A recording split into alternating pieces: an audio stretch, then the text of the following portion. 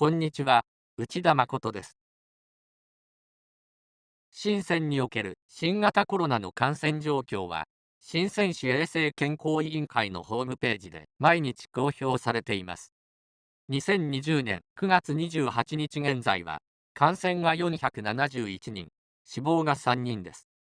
感染471人は、広東省の省と広州の705人の次に多く、死亡3人は広東省全体が8人なので、広東省最多となります。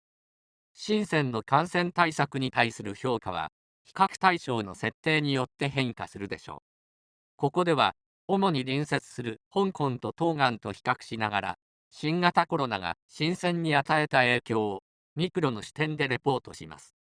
貿易期間が半年以上になり、深セン経済を観察する中で感じられるのは、これまで深セン経済の根底にあった利益互恵と利益追求の原則が変化しつつあることです。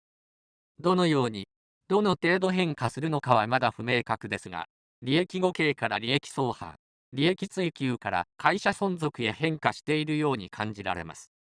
これらの変化が感染の拡散期と収束期だけにおける一時的な変化か、あるいは封じ込め期にも継続する変化なのかどうかにも関心があります。深センは短期で感染を収束させ、中国政府が推奨する業務再開をしました。このまま東岸のように短期で封じ込めを継続し、貿易期間を終了させたいところでしたが、深セン空港の国際便数が増加すると、境外からの入境者の感染が断続的に報告されています。これは上海や広州と同様の状況であり、少しでも貿易体制に緩みがあれば、市内感染が発生しかねない状況です。深センは香港との強制隔離なしの出入境再開問題もありますが、この問題については、先行するマカオと樹海のようにできない状況です。このような深センにおける貿易期間の長期化は、消費者の需要を変化させ、特に中小企業の経営に深刻な影響を与えつつあります。深センには、世界500企業のファーウェイやテンセントに代表される大企業もあります。これら大企業は、国際的に物、金、人を動かしているので、深センの貿易期間の長期化は、国際経済にも影響します。深セン空港の国際便の増加は、これら大企業の経営活動と密接な関係があるでしょう。もちろん、国際的に経営活動をする深センの大企業は、世界経済の動向からも影響を受けます。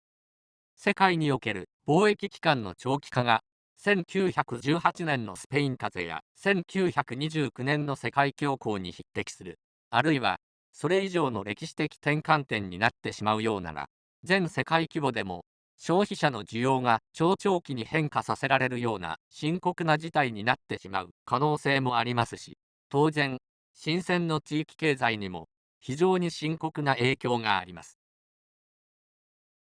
中国における定年の60歳までにはまだ十数年あり、60歳以降も健康なら働きたいと思っています。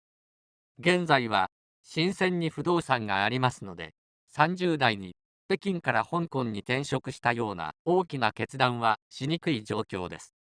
個人的にも今後の人生設計をどのようにするのか決定するために、深センと香港の経済動向はできるだけ正確に把握する必要があります。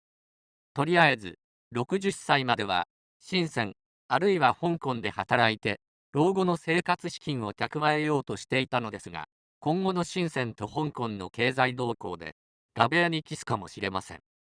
もちろん、深センと香港の経済が長期停滞すれば、それは私の老後資金問題だけでなく、より大きな問題を引き起こすことは間違いありません。今回は以上です。コメントをいただけたり、チャンネル登録をしていただけると大変嬉しいです。